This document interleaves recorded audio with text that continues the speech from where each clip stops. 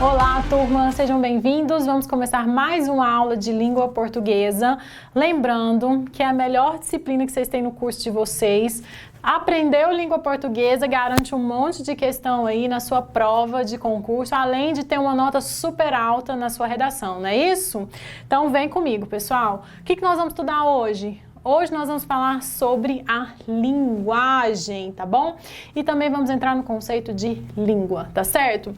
Pra gente dar uma contextualizada, entender melhor essa história, o que eu preciso que vocês entendam? Existem 3 conceitos que são importantes e que se relacionam, tá? Pra gente entender os processos aí.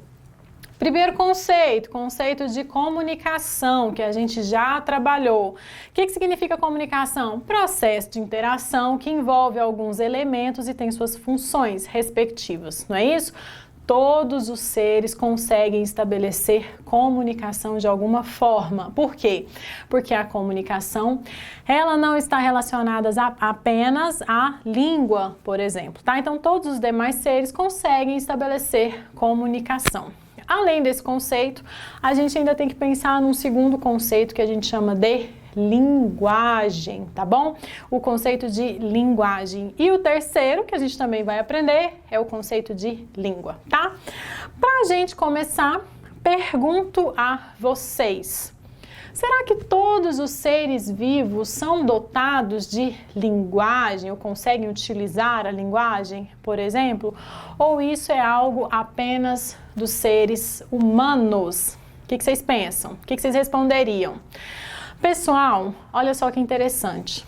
Enquanto a comunicação ela é comum a todos os seres, a linguagem é algo restrito aos seres humanos, tá bom? Somente nós, seres humanos, somos dotados ou somos privilegiados, né? Por termos aí a linguagem, tá bom? Professora, o que é linguagem então? Vou explicar para vocês o conceito de linguagem por 2 perspectivas, tá? Primeira coisa, quando eu falo em linguagem, eu estou falando de uma capacidade que nós, seres humanos, possuímos, tá? Então, gente, linguagem é uma capacidade ou é uma faculdade mental que nós, seres humanos, possuímos. Tá muito relacionada ao nosso pensamento. Por quê? Você já viu um cachorro conseguindo formar frase? Sujeito, verbo e complemento? Você já viu um gato conseguindo formar uma frase, né? Esses elementos direitinhos? Vocês já conseguiram ver um animal conjugando verbo? Não, a gente não tem isso. Por quê? Porque eles não têm essa capacidade como nós, seres humanos, temos, entendeu? De construir. E aí, gente, quando a gente pensa em linguagem, a gente tem que pensar na capacidade que a gente tem de construir coisas de formas ordenadas. Por exemplo, as frases, linguagem verbal, né? E também os gestos, as nossas expressões e tudo mais. Então, a linguagem, nessa primeira perspectiva, ela é considerada uma faculdade mental que somente nós, seres humanos, possuímos, tá bom? E aí, a segunda perspectiva desse conceito de linguagem, que efetivamente é o que interessa para nós nos nossos estudos, é pensar como que essa linguagem, ela se manifesta. Porque primeiro é eu pensar que a gente tem capacidade de pensar, de organizar as coisas na nossa cabeça, somente nós. Tá, como é que a gente coloca isso para fora? Como é que a gente, então, manifesta essa linguagem? Olha só, pessoal. Dá uma olhadinha no meu slide. Olha só. De uma forma muito maior, eu tenho a comunicação, tá bom? Comum a todos os seres humanos. Dentre essas possibilidades de interagir com os outros seres, o que eu tenho? Eu tenho outra coisa aqui que eu chamo de linguagem, tá bom? E dentro dessa linguagem eu tenho outro conceito, que é o conceito de língua, que é uma das formas da gente manifestar essa linguagem, tá bom? E além da língua, tem outro jeito da gente se comunicar ou da gente manifestar essa linguagem? Tem, tá? Então anotem aí, primeira coisa que vocês vão anotar sobre linguagem. Linguagem é uma capacidade mental que somente nós, seres humanos, possuímos. essa linguagem, ela pode ser manifestada de duas maneiras. Uma maneira que a gente chama de verbal, que é a língua, que eu acabei de colocar para vocês, meu desenho ficou muito bonito, né? E de uma maneira não verbal, tá? Pensem nisso, a linguagem, ela se manifesta ou ela é apresentada de duas formas. Primeira forma, verbal, e aí é quando a gente utiliza a língua, e uma forma não verbal. O que significa, então, uma linguagem não verbal? Símbolos, gestos e assim por diante, tá bom? Vamos dar uma olhadinha então para a gente entender? Professor, isso é importante? É importante. Quando que isso é importante? Muitas vezes nas suas provas de concurso, o que tem? Tem um texto escrito, mas junto com esse texto escrito tem imagens, tem fotos, tem símbolos, e aí você tem que saber interpretar não só o que está escrito, mas o que as imagens também trazem para você. Então, entender a linguagem não verbal é muito importante. O que acontece?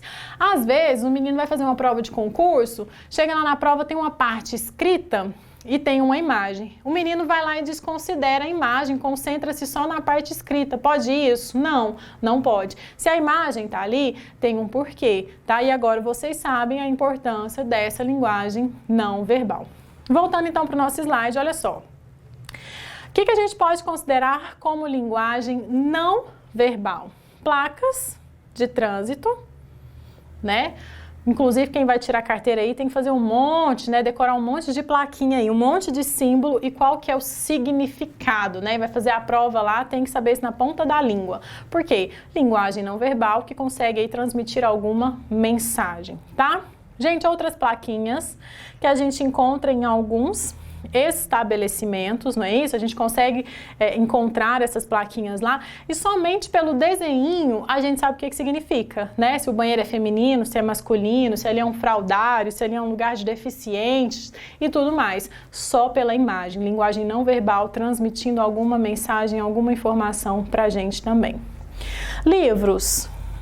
Se eu pensar na imagem, é uma linguagem não verbal. Agora, se eu pensar num livro na minha frente, cheio de escritos de língua portuguesa, eu estou pensando em linguagem verbal, tá bom?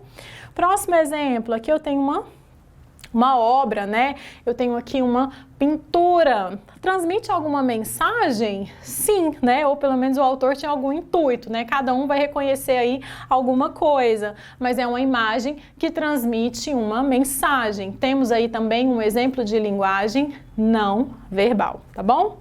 Pessoal, uma pessoa gritando, falando um monte de coisa. Linguagem verbal ou linguagem não verbal? Linguagem verbal. Uma pessoa que está gritando, ela está utilizando a língua portuguesa, pelo menos a gente espera, né? Ela está utilizando a língua para transmitir alguma mensagem ali. Linguagem verbal, tá bom? Gente, isso daqui é a dança. O balé, a dança, é linguagem? É linguagem, tá bom? Linguagem não verbal. Não estou utilizando a língua portuguesa, mas ela consegue transmitir alguma mensagem. No meu último exemplo, o que eu tenho aqui, pessoal? Linguagem verbal ou linguagem não verbal? Sabe como é que a gente chama isso? Linguagem mista. Por que linguagem mista? Porque eu combino no mesmo lugar elementos da língua, né? Língua portuguesa e desenho, tá bom? A gente pode ter essas situações também. Resumindo, a gente pode ter linguagem verbal quando a gente se apropria só da língua, né? Para que a gente possa estabelecer a comunicação. A gente tem linguagem não verbal, que são os gestos, os símbolos e as imagens. E a gente tem a linguagem mista, que é quando a gente combina a língua com imagens ou com gestos, tá bom? O que eu vejo muito corriqueiramente, que vocês podem ter essa dúvida, mas a partir de hoje vocês também não vão ter mais. O que acontece? Às vezes quando eu falo linguagem verbal, as pessoas estão pensando na fala, né? E a escrita, as pessoas chamam de linguagem não verbal. Não é isso, tá bom? Se eu utilizo a língua, a língua portuguesa, por exemplo, se eu utilizo a língua portuguesa, não interessa se eu estou falando ou se eu estou escrevendo, eu vou chamar isso de linguagem verbal. A linguagem não verbal, ela é utilizada quando eu faço gestos, expressões, mímicas e assim por diante, tá bom? Não confundam esses conceitos aí. Pra gente exemplificar, eu trouxe para vocês um exercíciozinho, tá? Uma questãozinha para a gente ter uma ideia de como que isso é importante dentro de uma prova de concurso, por exemplo. Às vezes a gente acha que interpretar texto é difícil, né? Mas às vezes a gente também tem que analisar ou interpretar as imagens. Isso é muito comum aí nas provas. Olha só, pessoal, a gente tem aqui então uma imagem, um desenho, e aí a gente pode extrair desse desenho, dessa imagem, algumas informações, né? Olhando para a imagem, o que a gente tem? A gente tem dois garotos. Pela imagem, eles parecem ter o mesmo tamanho, não é isso? A gente tem vestimentas diferentes para cada um desses meninos. Um tá mais playboyzinho, né? E o outro tá aparentemente mais mal vestido. Os dois seguram uma corda, não é isso? Cada um tá puxando alguma coisa. Essa é a análise que a gente consegue fazer dessa imagem. O menino que tá vestido aí com uma roupa mais simples, ele tá puxando tipo um vagão, né? Um veículo de verdade, né? Inclusive, pela inclinação dele, a gente imagina que ele tá fazendo muita força. Já o outro garoto de boné, mais playboyzinho, ele tá segurando um trenzinho de brinquedo, não é isso? Tá. Então, a gente consegue daí extrair algumas informações. Vamos ver o que a questão quer. Olha só. O artista gráfico polonês nasceu em 1976 e recebeu diversos prêmios por suas ilustrações. Nessa obra, ao abordar o trabalho infantil, ele usa sua arte para... O que a gente tem aí? Olha só. Além da imagem, o enunciado, ele trouxe para a gente algumas outras informações, né? Ó, só lembrando que a gente tem aqui o nome de quem produziu essa imagem e esse nome é retomado no enunciado da questão, não é isso? E aí ele está falando sobre o quê? Sobre o trabalho infantil. A gente tem mais dados, né? Fica mais fácil. Vamos ver o que as alternativas elas dizem pra gente. Primeira coisa, né? Ele usa sua arte para difundir a origem de marcantes diferenças sociais. Essa imagem, ela me dá uma ideia de origem.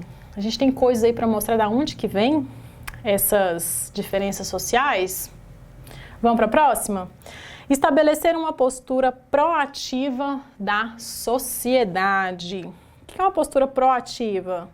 Fazer a sociedade agir, não esperar nada, ir lá e só vai realizar ou fazer alguma coisa, é um incentivo. Será que a gente pode falar isso? Tem algum chamamento, tem algum convite, né? Será que ele quis chamar a sociedade aí? Próximo, provocar a reflexão sobre essa realidade. Te levou a refletir? Você está pensando sobre alguma coisa com essa imagem? Será? Próximo. Propor alternativas para solucionar esse problema. Alguém consegue enxergar alguma alternativa nessa imagem? O texto deu para a gente essas informações? A imagem deu para a gente essas informações? E a última, retratar como essa questão ou como a questão é enfrentada em vários países do mundo. Socorro, né? Como é que a gente vai falar de diferentes países? A gente tem aí na imagem dois meninos, um trem de verdade, um trem de mentira e duas cordas, não é isso?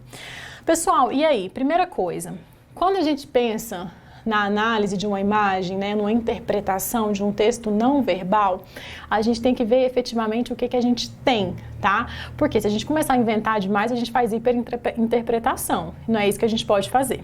O que a gente pode pensar aqui? Primeira coisa, letra A. Esse texto não me mostra a origem de nada, não tem. A gente não sabe nem de onde que esses meninos são. Pela imagem, a gente não consegue isso. Letra A, não dá, a gente não tem origem.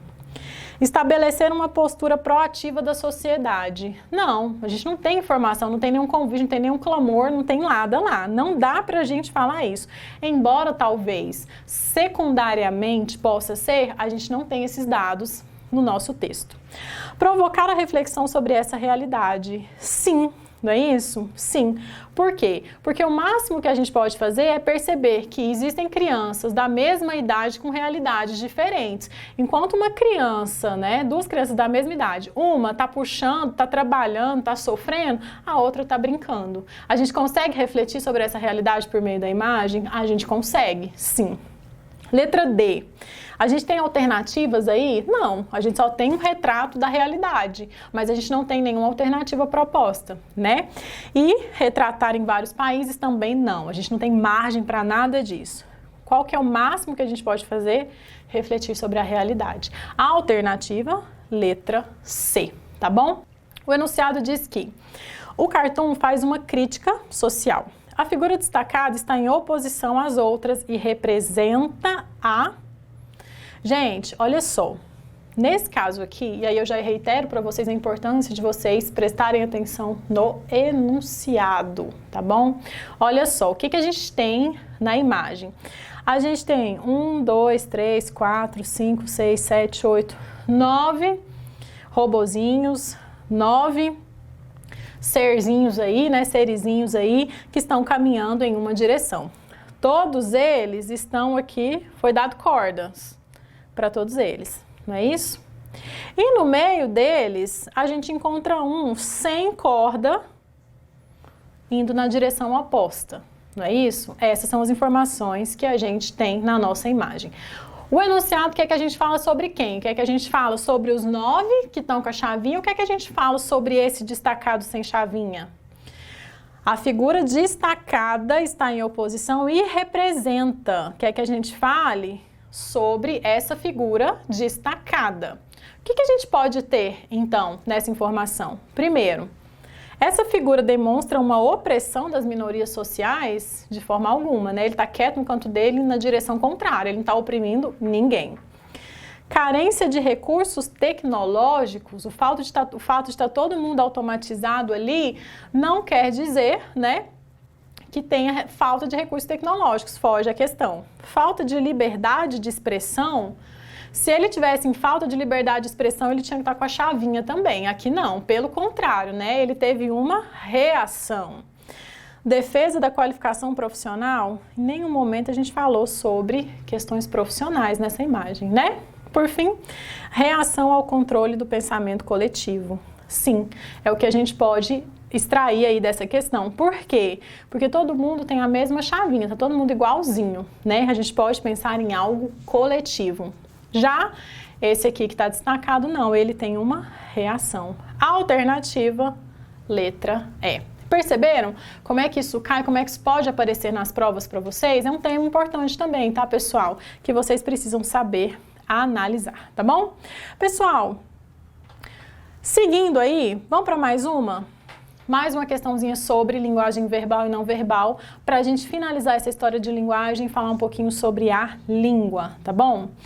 Vamos olhar, gente. O enunciado diz o seguinte: sobre as linguagens verbal e não verbal, estão corretas, exceto, olha o detalhe, o que o menino faz? O menino vê uma questão dessa, vai lá e esquece do exceto. Né? Aí já vê a primeira, ela tá certa, já marca ela lá. Gente, na verdade, esse enunciado tá dizendo que tem 4 certas e 1 errada. E é para você marcar somente a errada. Olha o exceto, tá bom? Olha só, gente, a letra A diz que a linguagem não verbal é composta por signos sonoros ou visuais, como placas, vídeos, imagens, etc. Sim, né? Isso é linguagem não verbal. Beleza. Próxima. A linguagem verbal diz respeito aos signos que são formados por palavras. Eles podem ser sinais visuais e sonoros. Será? Ponto de interrogação. Próximo. A linguagem verbal, por dispor de elementos linguísticos concretos, pode ser considerada superior à linguagem não verbal. Será que a gente pode dizer isso? Será que a gente pode dizer isso? Ponto de interrogação. Próximo. Linguagem verbal e não verbal são importantes e o sucesso da comunicação depende delas, ou seja, quando o interlocutor recebe e compreende uma mensagem adequadamente. Essa daqui tá perfeitinha, corretíssima, tá bom? E aí a gente fica na dúvida entre a letra B e a letra C. Olha só, vamos voltar na letra B? A linguagem verbal diz respeito aos signos que são formados por palavras. Esses signos, eles podem ser visuais e sonoros. Sim! Quando eu falo que esse signo é visual, eu estou falando da escrita. Quando eu falo desse signo sonoro, eu estou falando da fala, tá bom? A linguagem verbal, que é a língua, ela pode ser escrita e também pode ser falada. Corretíssimo isso daqui. E a letra C? A linguagem verbal, por dispor de elementos linguísticos concretos, pode ser considerada superior. Na verdade, a gente costuma fazer muito isso, né? Principalmente na prova, você desconsidera a imagem. Mas a gente pode fazer isso? Não. Tanto a linguagem verbal como a linguagem não verbal, elas são importantes para a produção dos sentidos. E a gente tem que pensar em ambas, caso elas apareçam no contexto também, tá bom? Então, a alternativa que está errada é a letra C. A linguagem verbal, ela não é superior à linguagem não verbal, tá? Embora eu adore a linguagem verbal e trabalhe com ela o tempo inteiro.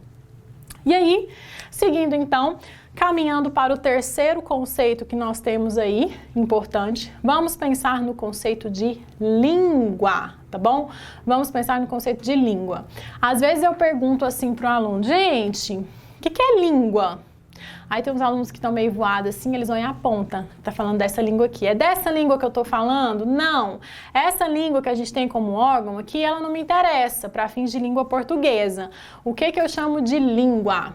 Eu chamo de língua a manifestação da linguagem verbal. Isso é língua. Língua portuguesa, língua francesa, né, língua inglesa e assim por diante. Então, quando a gente fala em língua, nós estamos falando na manifestação da linguagem verbal. A língua, que a gente também chama de código verbal, né?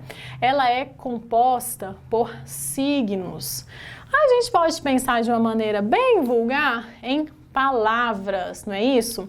A gente tem na língua palavras, mas de uma maneira mais formal, a gente diz que a língua ela é formada por signos. E o que são signos? Quando a gente pensa no signo, uma palavra, ela tem uma parte que é a representação dela, representação gráfica, não é isso?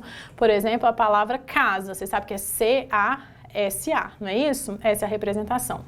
E junto com essa representação, a gente tem um significado, tá bom? O conjunto disso a gente chama de signo. Se você pegar, por exemplo, ali um dicionário, o que você tem? Você tem a parte que é a representação da palavra, que a gente chama de significante, e na frente você tem a descrição, que é o significado, tá bom? Isso é língua, conjunto de palavras, conjunto de signos linguísticos e assim por diante. Gente, o que importa para a gente pensar no conceito de língua? A língua, ela pode ser utilizada de diferentes maneiras, tá? A língua ela é utilizada de diferentes maneiras. Por exemplo, eu posso utilizar a língua de uma maneira culta, de uma maneira formal. E às vezes eu posso utilizar a língua de uma maneira extremamente coloquial, tá? Isso pode acontecer aí. E aí dentro disso a gente pensa nos níveis. Para começar, dá uma olhadinha no slide. Primeira coisa, a gente tem um nível que a gente chama de nível padrão. O que significa isso, né? Que é tão temido. É a regra, ou são as regras que são elencadas dentro de uma gramática normativa, que é que eu estou tentando explicar para vocês, ensinar para vocês, não é isso? Então, a gente tem um nível, uma língua padrão. Isso significa a gente utilizar todas as regras. Preciso dominar a língua padrão? Em alguns momentos, sim. Por exemplo, quando você vai fazer uma redação, você tem que utilizar a língua padrão, ou seja, você precisa respeitar todas as regras gramaticais, tá bom? E nós temos também a língua coloquial ou nível coloquial de linguagem. que acontece nesse caso? Nível coloquial, você não respeita muito as regras gramaticais, você utiliza muitas gírias e assim por diante. A gente vê isso muito nas nossas conversas do dia a dia e assim por diante, né? Pode cair na sua prova? Pode. Como? Para você falar se o texto está escrito na língua formal, linguagem formal, ou na coloquial. E aí você vai identificar por meio do respeito às regras gramaticais, as palavras em sentido denotativo, presença ou não de gírias e assim por diante, tá? Respeitou a regra gramatical, tá tudo certo, língua padrão. Tem gíria, tá em desconformidade com as regras, língua coloquial, tá?